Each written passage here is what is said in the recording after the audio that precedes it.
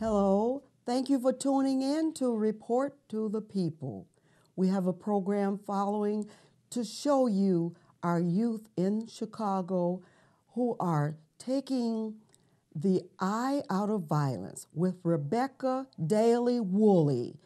She will explain to you how you can become a part of this program too, grades 6 through 9, by calling her at 773-851-6478. Now come listen, watch and listen to our youth tell you how they can make solutions to this problem. Taking the eye out of violence.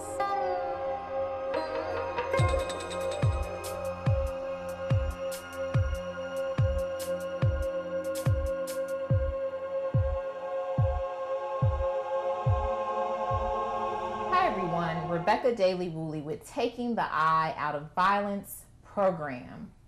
Today we're going to be talking to some young people in Bronzeville about violence in our community. We want their thoughts. We want to know what solutions they have.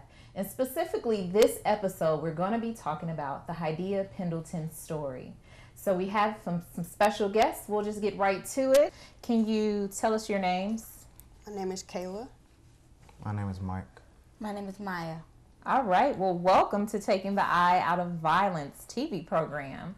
So today we're going to be talking about violence. We had a recent news story actually in the city of Chicago, Hadiya Pendleton. Are you all familiar with that story? Yes. Okay. And how did you hear about it? When was the first time you heard about it? I heard about it in school.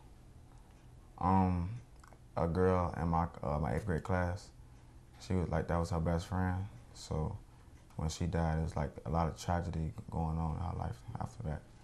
Okay. So did she come to school and tell you the story, or how did you kind of walk us through what happened?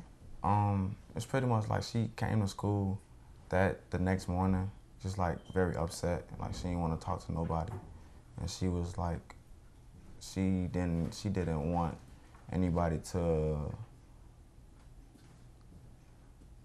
bother her. Like she wanted to stay to herself and think about what happened, like what she could have done. What she could have done? What do you mean by that? Like children of modern day, they feel that if one of their friends or family members died, they feel that if they was with them, they could make a difference. Like maybe things wouldn't have happened the way that they happened if they had been around? Right. Wow, okay. And what were some of the reactions from your classmates about the Hadiya Pendleton story? Belligerent. They didn't think she was telling the truth. Really? So they hadn't seen the news story the night before. The first time they heard it was hearing her say it in class that morning? Yes. Okay. And what about you young ladies, Maya and Kayla? When did you first hear about the story? The first time I heard the story was also in school. A lot of students, more than one, were talking about the incident and how tragic it was. Even some teachers were telling us that she was a good student and how you can get caught up in things and that we should learn from it. Learn from it? Learn what? Well, just to be careful of your surroundings, really, and make sure to take care of yourself. Because bad things, unfortunately, do happen to good people. Wow, that's some pretty good advice. How about you? The first time I heard it, I actually saw it. I pre-recorded it because I knew it was coming on in the morning. So I actually watched the funeral at 11 a.m. and I was actually shocked because they said that she had good grades, she was a good person, and she was just out trying to protect herself from the rain at the park. And something so tragic to happen like that when you're just out living life, like, it's just tragic. Very, very sad. Very, very sad. And have there been any reactions from your classmates or your friends or your family that has stuck with you since it happened? What did your parents or family, what did they say about what took place? Sort of. Sort of? Like, my mom, she would say, like, when a killing happens in Chicago, she would say that could have been you, or she would be like if you stay out the streets and like keep working on your skills in sports, then you wouldn't have to be in this predicament. Oh, wow. So she basically used it as an example of what could happen if I wasn't doing as good as I am. So when your mom kind of says these things, what is your response? What is your reaction when she says, that could have been you? I'm so glad it's not you, but that could have been you. How does it make you feel? My first reaction is irritated. Mm-hmm. But then again, when you think deeper into what she's saying, it makes more sense. Like if I stay away from gun violence or just getting into it, people, period, because that's the way that people solve their problems these days, and that's like that prevents death, and it gives you a longer time span of living. Okay. Anything someone else has said to you ladies that's still memorable over the last few weeks after this news story happened? My mother actually, she's more cautious about letting me go outside now because she just thought about it. I'm kind of like her in a way. I have good grades. I'm a pretty good student. I don't really go outside much, but when I ask, can I, she's more cautious about the thought of just letting me go outside. Okay. And do you understand her concern? Well, like he said, first I get irritated because, I just want to go outside. But then when you think about it, I know why she's being more cautious about her idea. Yes, absolutely. Maya, did you want to say something? In incidents like that, I've never been really able to go outside and hang out with friends. I mostly stay in the house. So I'm used to it by now because I don't really go outside and go out with friends a lot because of my parents. So you would say your parents are extra cautious too, and so you're kind of accustomed to having to stay inside the house. Yes. So you're staying inside the house to kind of stay safe? Mm-hmm. Would you say that? Yes. Okay. And you feel much safer when you're inside the house? I do. You do? Okay. So thank you for sharing your thoughts about the Hadiya story and how you've been impacted by that. I'm just curious, when you think about Chicago and you think about the word violence, like what immediately comes to your mind? When I think about violence in Chicago, I think about the hundreds of news stories being played over and over again about someone getting shot or stabbed just for being somewhere that they have the right to be there, but for no reason their life was taken. Mm-hmm. When it comes to thinking of death in Chicago, when it comes to thinking of violence in Chicago, I think of like the death toll rising and basically like the amount of friends that I have lost. So you've lost some people in your young life. How many friends have you lost? 2. 2 friends. Do you mind sharing what happened and when it happened? It's hard to. Okay. That's fine. It's up to you. All right. When I think about it, I think about good people and how unsafe it is out there when you just want to go out and enjoy what you want to do, but when you think about it, it's a lot of things that could happen to you when you're just living, basically. Mm-hmm. Absolutely. And has anybody in your classroom or in your school been impacted by violence? A lot of my peers gangbang, so none of them have, some of them have been caught in incidents where they almost actually got hit. Mm-hmm. Like drive-bys and just people walking up almost trying to fight or shoot them. That's pretty much it, though. None of them died or anything. And it sounds like you all have been doing an excellent job of staying away from trouble. What have been things that, outside of kind of staying inside the home, what other things are you all doing to kind of prevent yourselves as best as you can from being in any violent situations? I have my baseball coach. He lives in Linwood. Okay. So sometimes on weekends, I'll just go and stay the weekend with him. Or if I'm not in the house, I'm either at like one of my friends' house, but that their parents don't let us go outside as much. Okay. And if we go outside, it's more like the morning or the daytime, and it's not very far. Okay. How about you? I walk home with groups of people, and like I said, I don't really go outside. I stay after school at my school sometimes, and I usually get a ride home so I don't have to walk in the dark, especially in the winter time, because it can be very dangerous. Okay. What opportunities do you think that young people have right now to keep them safe? Are there any other things that you feel, because there might be someone watching who's like, well, I don't know what I can do. I just don't feel safe. What other things do you think are out there for Chicago youth so that we can stay safe? Well, they have youth centers now, basketball teams, stuff like that. Okay. Did you want to say something? I was going to say youth centers. Oh, okay. Youth centers. Mike, did you want to say something? Mine is like, I basically just play basketball for my school. Basketball for your school. So you stay on the road a lot, that sort of thing? Okay.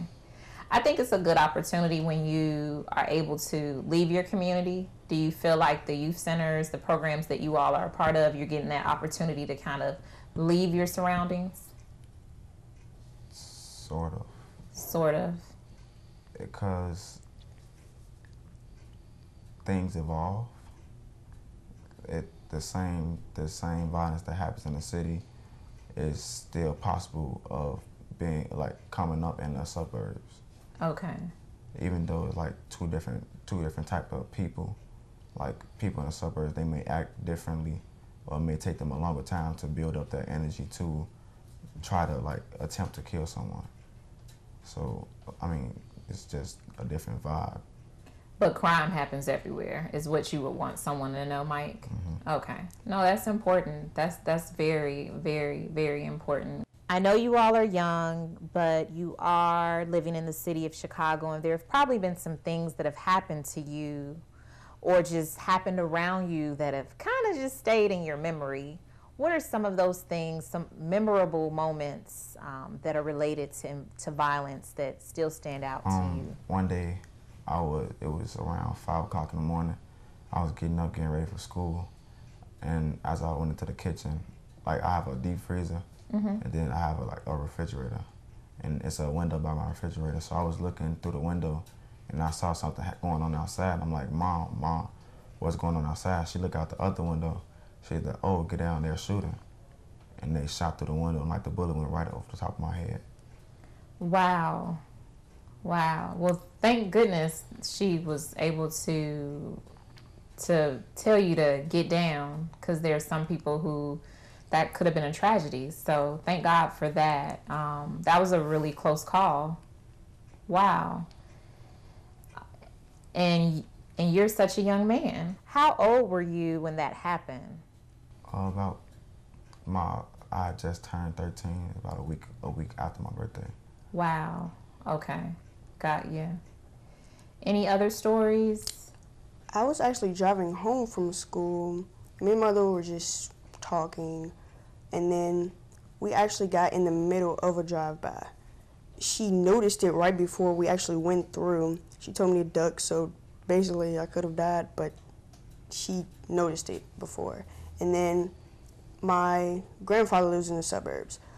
It was Thanksgiving. We were at Walgreens picking up some stuff for him, and there was this group of dudes, and it was a homosexual couple, and then these two group of dudes, and they jumped them for their money. And that happened like right in our faces, so that kind of impacted me and my family. What was your reaction? I mean, because you were just trying to go to Walgreens, and I'm sure you're in the suburbs, you just thinking you're going to run into Walgreens, and then you run into this incident. Well, I was kind of shocked because usually in the urban areas, more crime happens. I never really thought about it happening in the suburbs because the suburbs are more quiet. So I was actually really shocked. How old were you when that happened? I was 13. Wow, thanks for sharing that story. And we'll be right back.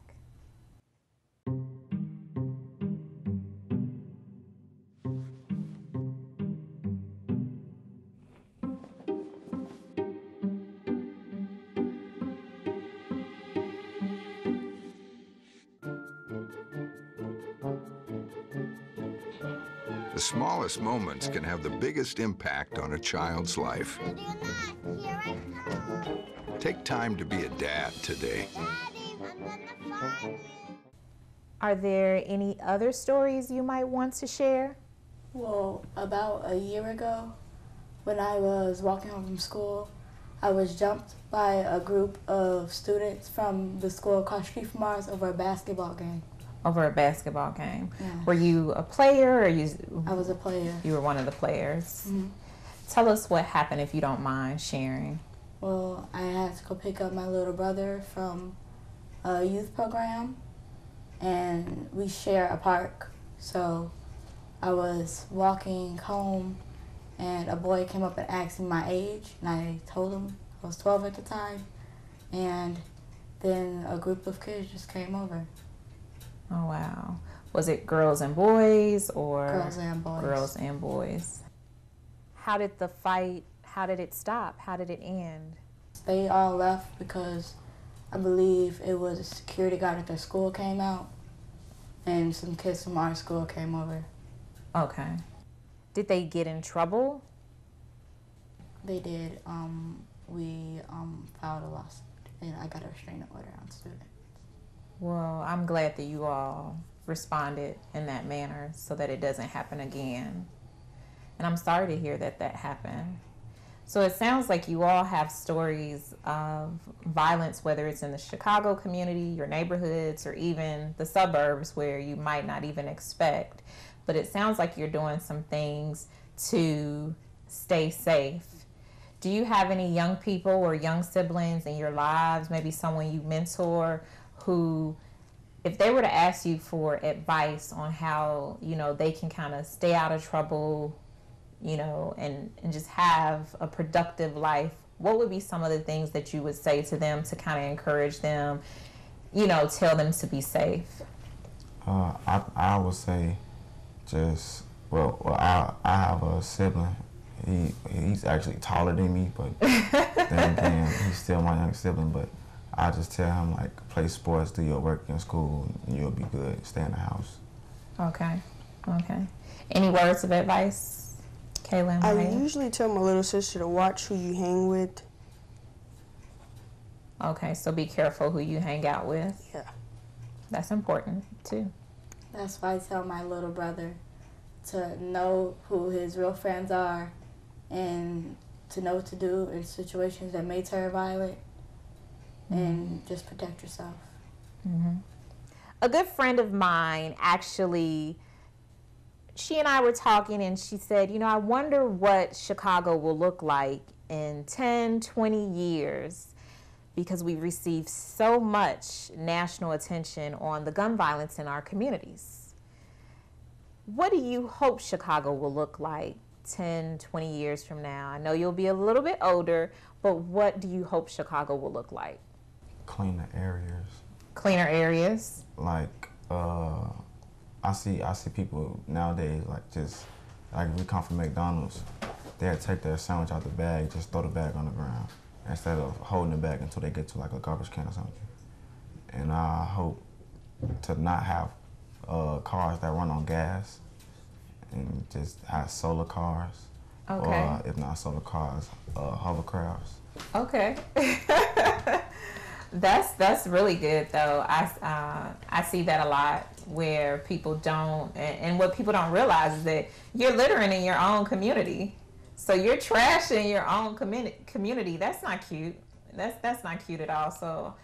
So that's something very good that would be beautiful to see in some years. Yes. I'm actually hoping that the death toll won't match the population.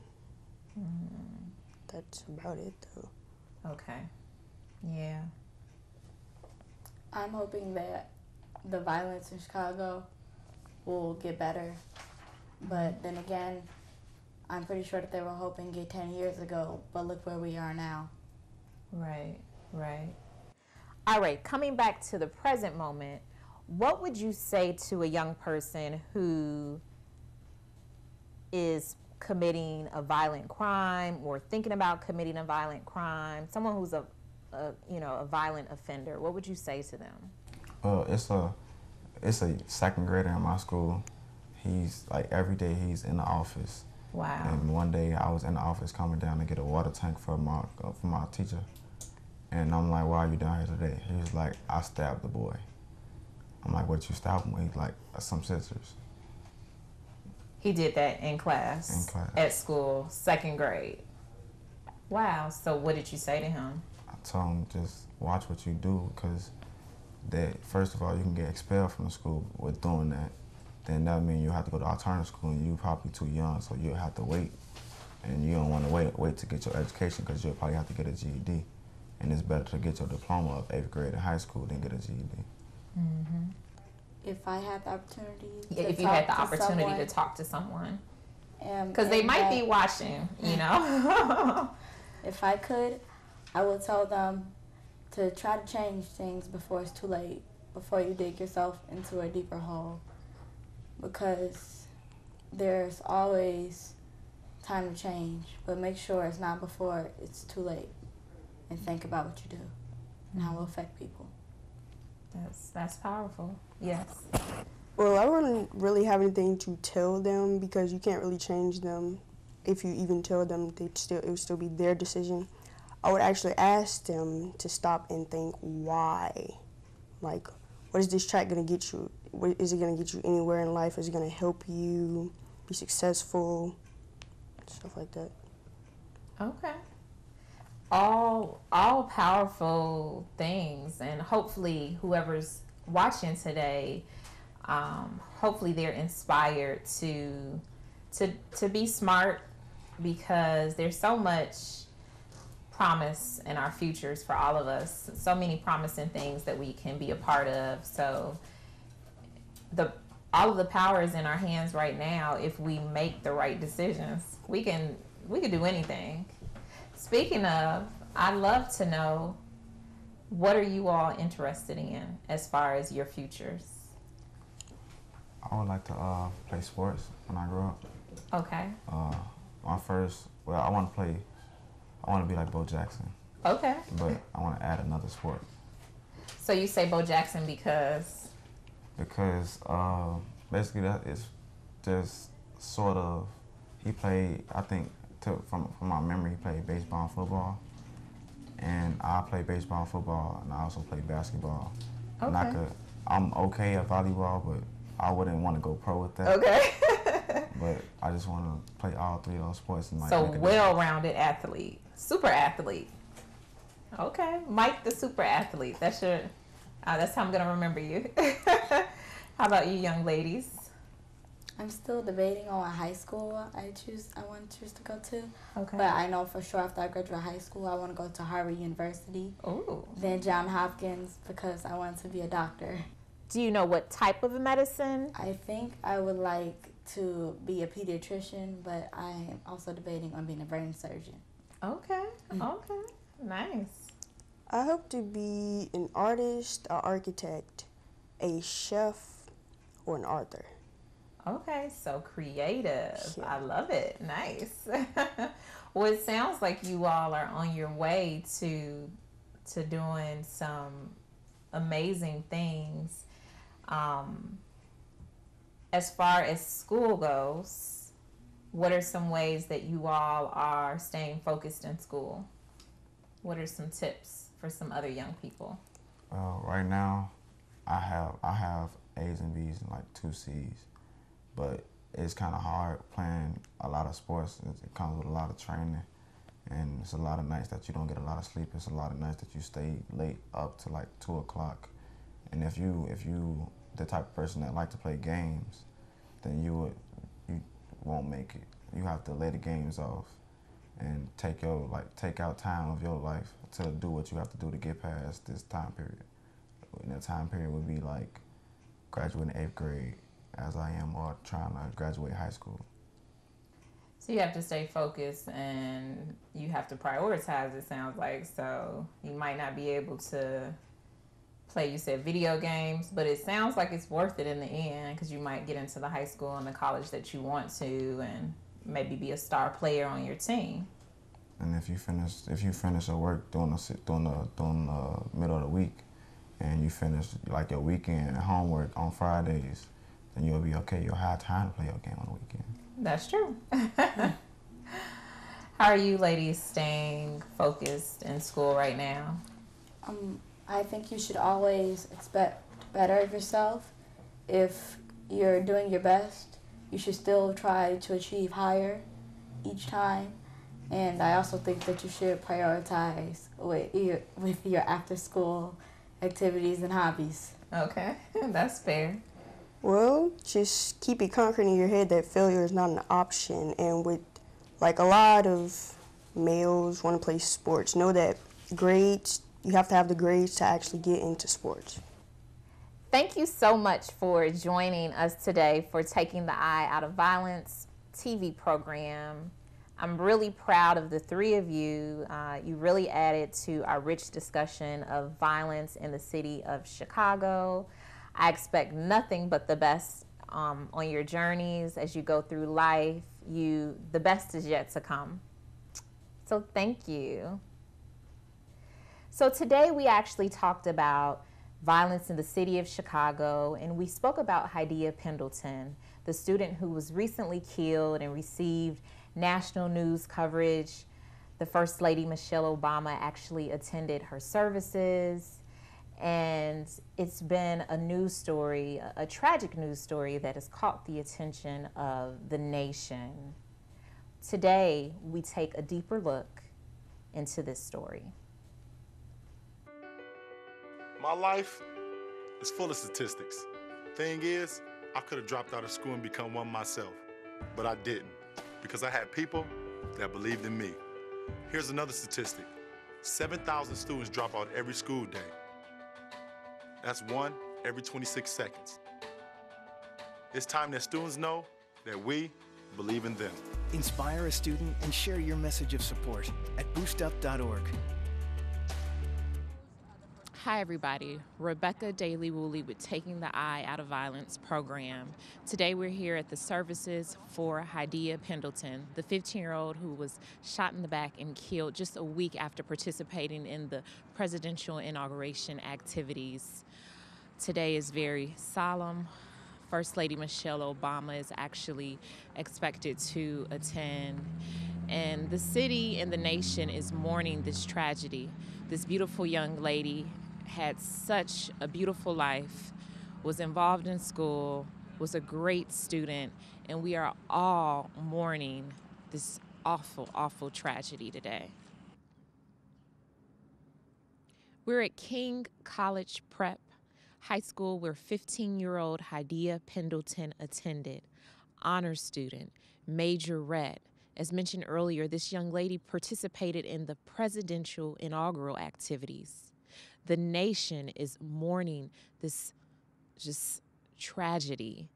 Hundreds attended her wake yesterday on the south side of Chicago.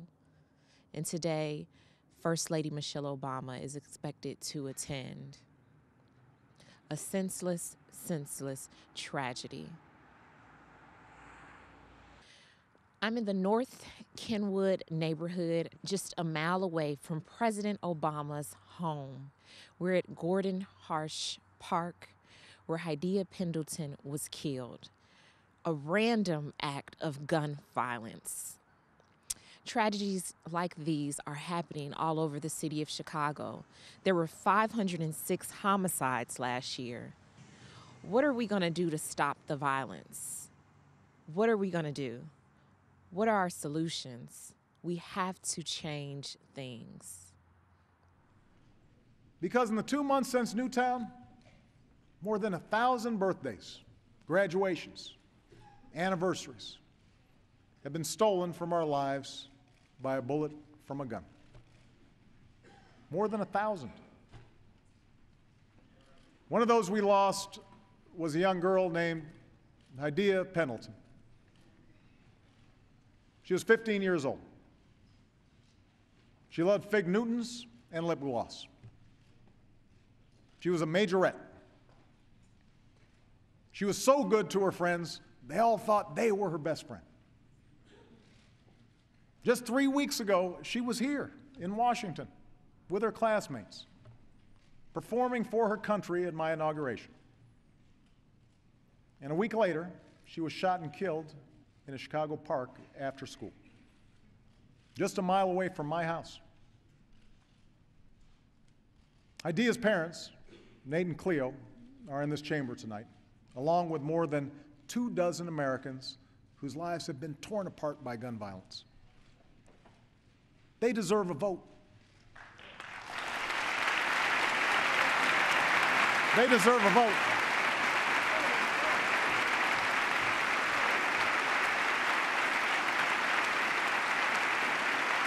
They deserve a vote.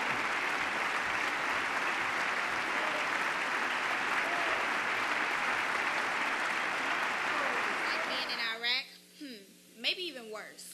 Did you know that over 100 kids died in the year of 2012? See, this is a poem for the lost souls, and this is for you, Hydea. Dear Hydea, I wish you were still here with me. Hey, this is Chicken Little, aka Gabby. See, I first met you in the gym, lined up for basketball practice, and already half the team didn't like me. But you set yourself aside and you talked to me. That smile that you smile with confidently, and my mind just can't wrap around it. I can't believe they took you. Dear Hydea, I wish that you were here. I wish we could see your beautiful smile again. You are my friend, my mentor, and my tutor. I wish that I could wake up from this bad dream again. I want you to know that you will never be forgotten and you could never be replaced. Dear gunman, hurt yourself knowing that you killed an innocent soul. Hurt yourself knowing that you took somebody out of this world that was meant to change it and you stopped her. Hurt yourself knowing that you closed her eyes forever before they could even fully be open. It's sad that in the city of Chicago, you can't hide your hair in the rain. It's sad that you have to watch your front while watching your back. We're sorry, Hydea. We miss you.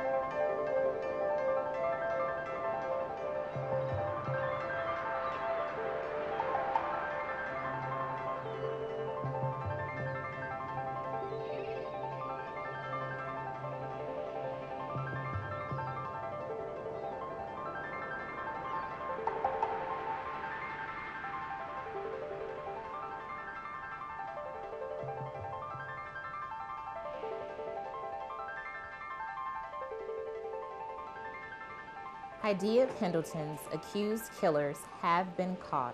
A judge has ordered 2 gang members held without bail in the death of this 15-year-old Chicago honor student.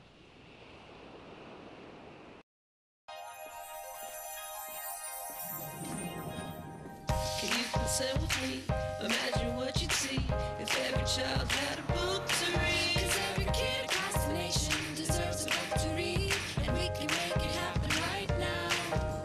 No, I don't know what you've been told, but kids with books learn so much more. So the mission is for us to get a book to each and every child. So let's join hands, book people unite, Unearth hidden passion. Come on, we'll have a good time. Planting seeds of inspiration to motivate some magic.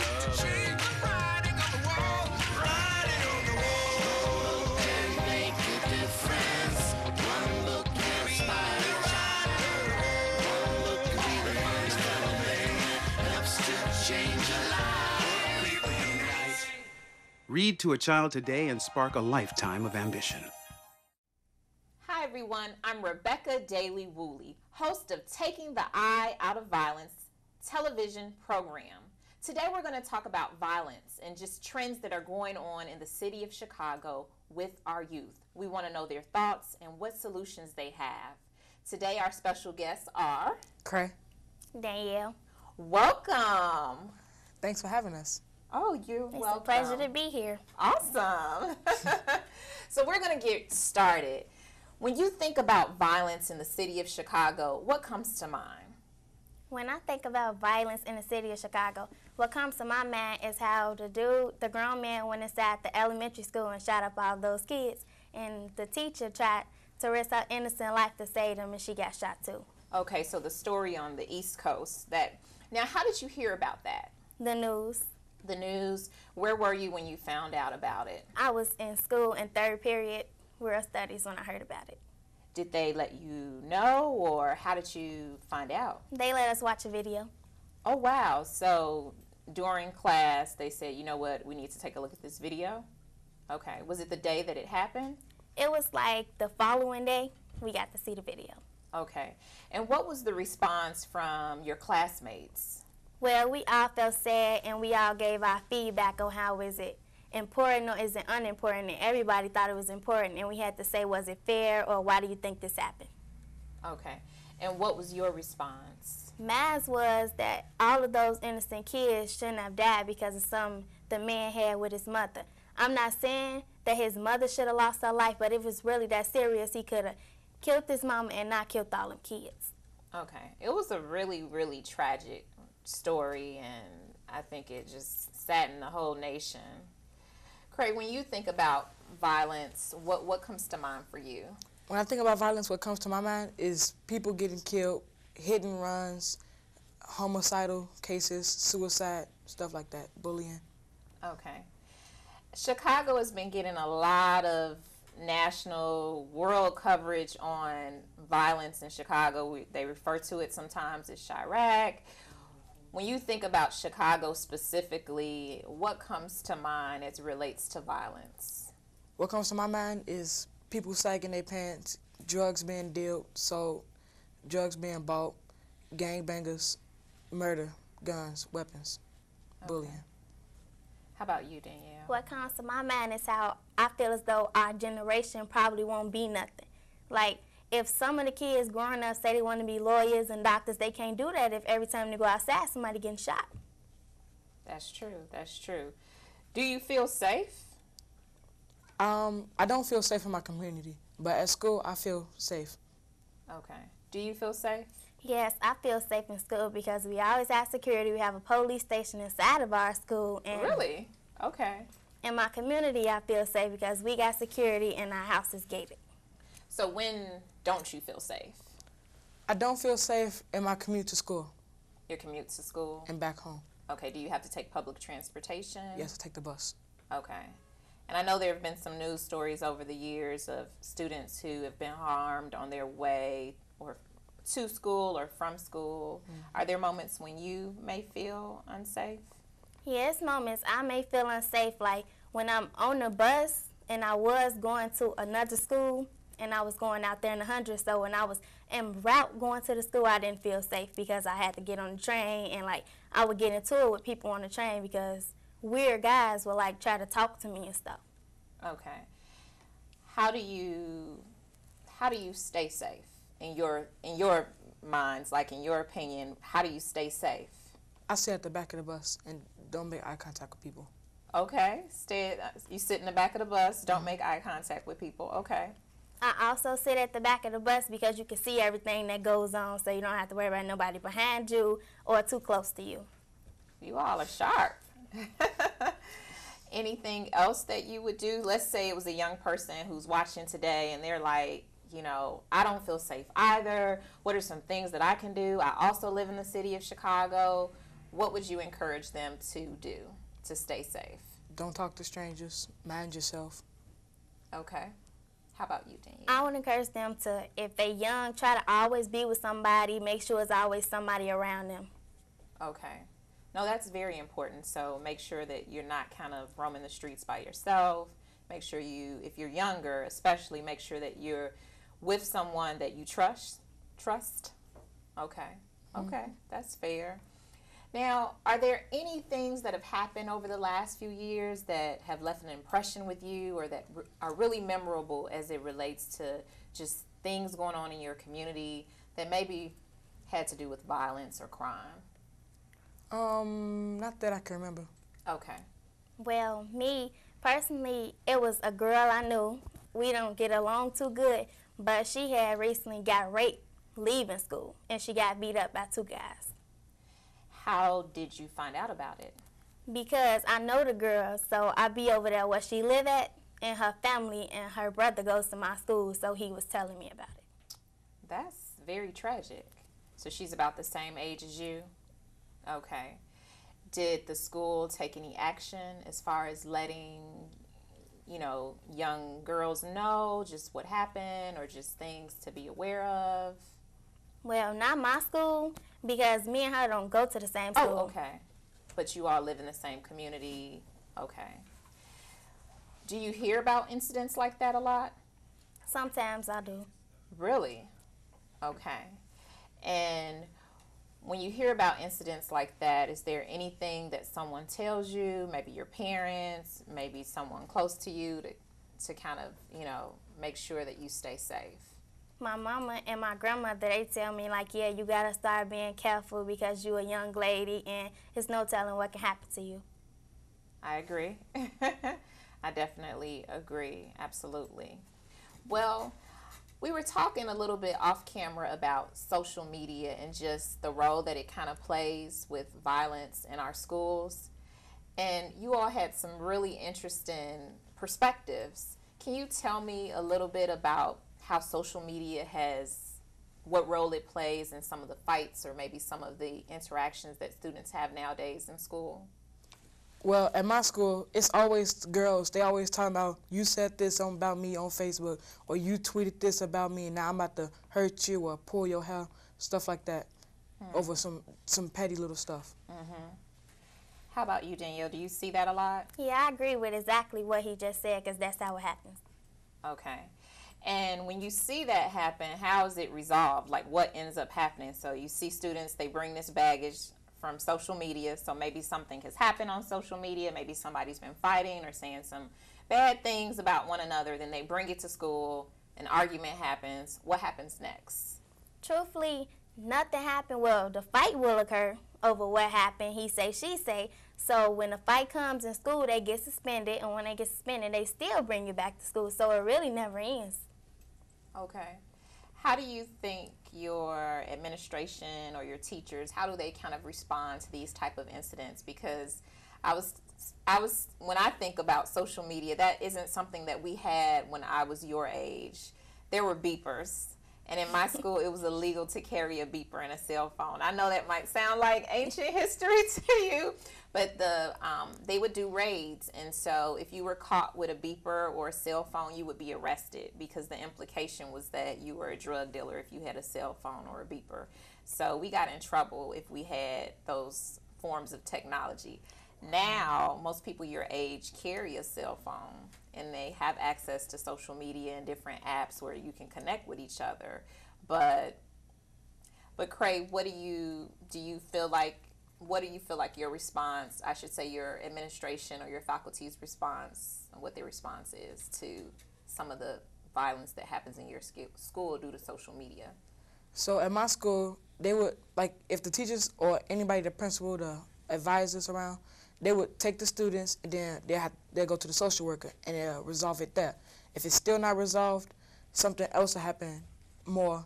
Like, they have to write a reflection about what happened. Really? So, yeah. Wait, slow down. So they have to write a reflection? About how the problem started and what was the main cause of the problem. Do you think that's effective? No. Oh, okay. Well, it sounds good. It does. But you don't think it's that effective? No, it still happens anyway. So, Craig and Danielle, what is it going to take? What is it going to take what is effective? Is there a solution to something like stopping fights from social media? There can be a solution, but it'll take a lot of steps. The fight will have to occur, and a parent will have to get involved in the situation. So parents need to be more involved.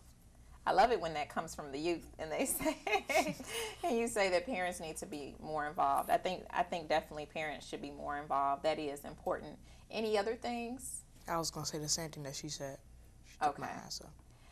Are you all on social media? Not exactly. I am sometimes, but certain things like Instagram, but she don't really let me get on Facebook like that. Okay. How do you stay safe on social media? Or how do you and your friends who do use social media on a regular basis, how do you keep yourselves safe? Block your page. So privacy settings. Okay. And how do you avoid maybe a nasty confrontation or something with someone?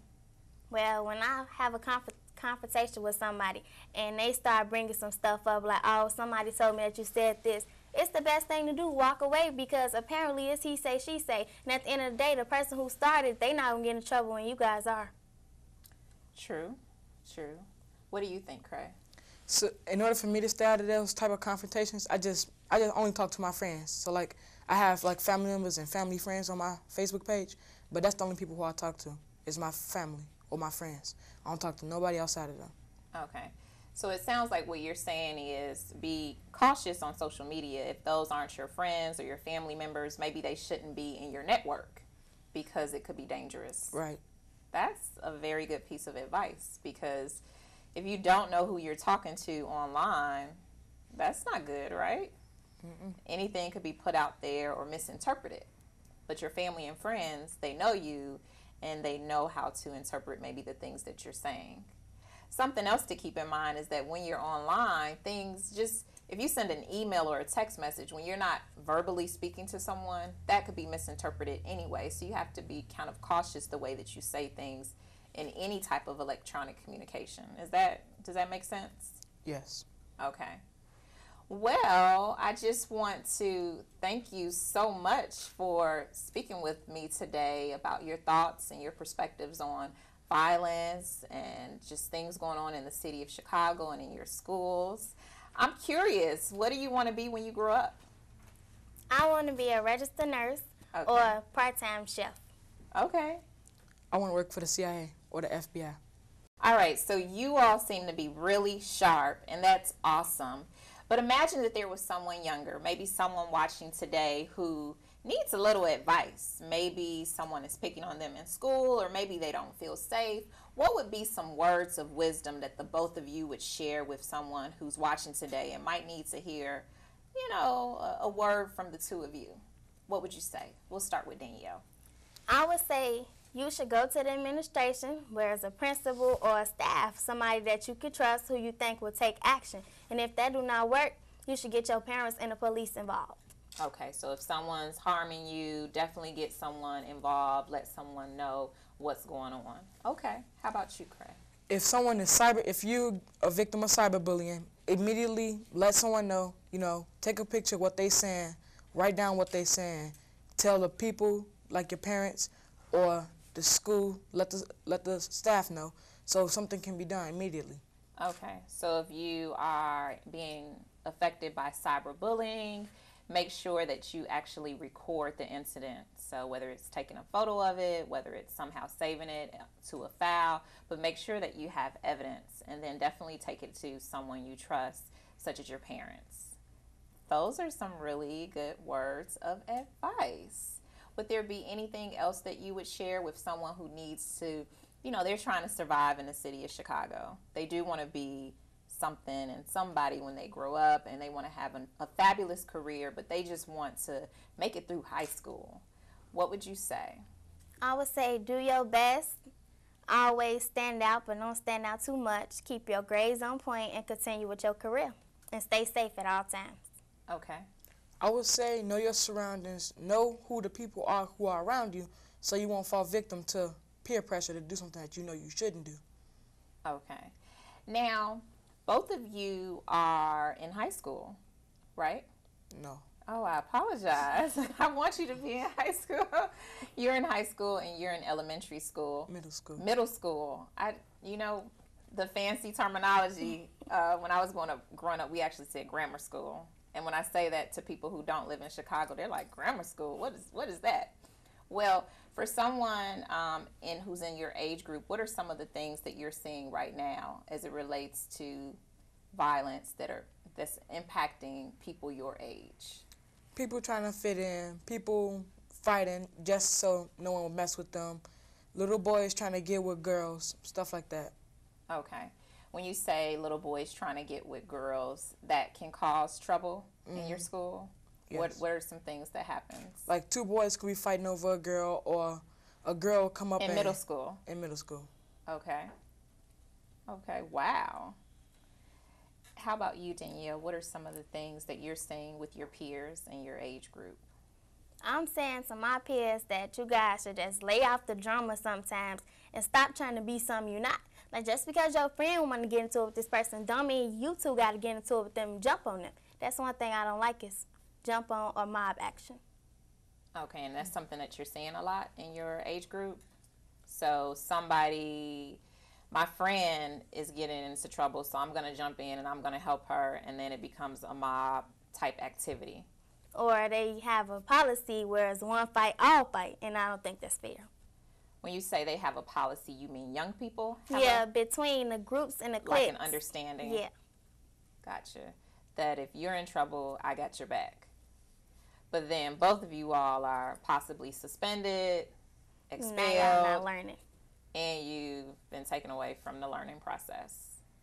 Wow.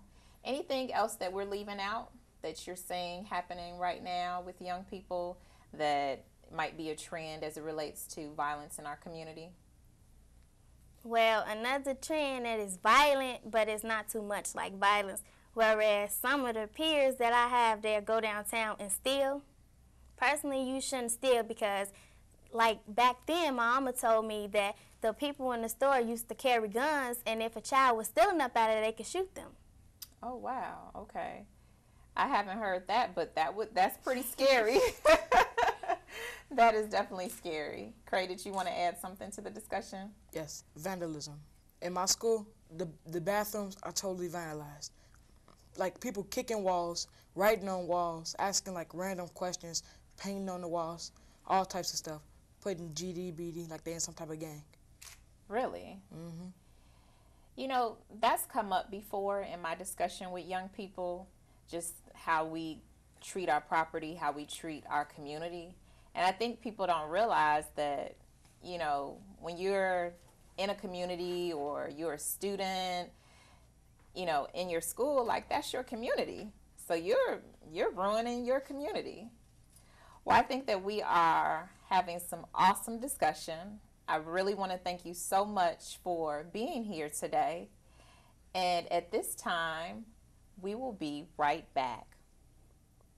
Hello, I'm Illinois State Senator Maddie Hunter, and I'd like to thank Governor Pat Quinn for providing funding for sorely needed anti-violence community programs and this cable program to help offset the antisocial activity in my district. This program seeks to broadcast what 6th through 9th graders have to say about violence in their lives, their communities, their schools, their homes, and we encourage them to take the I or themselves out of violence. We'll give particular attention to the West Englewood, and Bronzeville communities. We encourage your children, students, church members, or neighbors to share in the cable show via social media. It's a great after-school program, and we encourage you to join them in watching and to invite others to watch with their children. It's your boy Ace, a cold entertainer. Take the I out of violence. That mean exclude me. Too many mothers out here crying. It's crazy in these streets. It's hard growing up in the city so cold, but we can stop the violence, man. We can take control. Instead of hating on them, just be grateful for what you got. And if you ain't got nothing, make the moves to be on top. And put the guns down. No more innocents getting shot. And stop the hurtful words, man. The bullying gotta stop. How many people do I gotta lose to this war? Instead of seeking God, you seek the pistol in the drawer. It's time to stand up. No more lives being lost. Another friend gone just ain't worth any cost. Take the I out of violence. Yep, that's you. The power's in your hand, homie. What you gonna do? It's your boy Ace, a cold entertainer.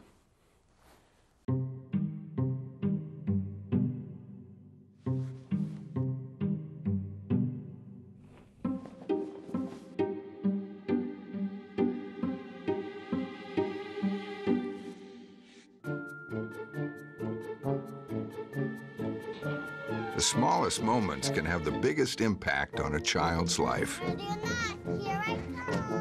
Take time to be a dad today. My life is full of statistics. Thing is, I could have dropped out of school and become one myself, but I didn't because I had people that believed in me. Here's another statistic. 7,000 students drop out every school day. That's one every 26 seconds. It's time that students know that we believe in them. Inspire a student and share your message of support at boostup.org. Get your ass up. You're not sitting here. Yes, I am. Move. Give it to him hard. No. Every day, kids witness bullying. Why you stabbing me with it? No. They want to help, Ow. but don't know how. Teach your kids how to be more than a bystander. Visit stopbullying.gov. Thank you for joining us for Taking the Eye Out of Violence after-school television program. Are you interested in participating in this program? Well, if you're in grades 6th through 9th, contact Mebane Media Group Productions at 708-533-6558. And you know what? We want to stay connected with you. Visit us online at www.takingtheeyeoutofviolence.com. We're also on Twitter at @EyeOutOfViolence. We look forward to seeing you next week. Take care and have an absolutely fabulous week.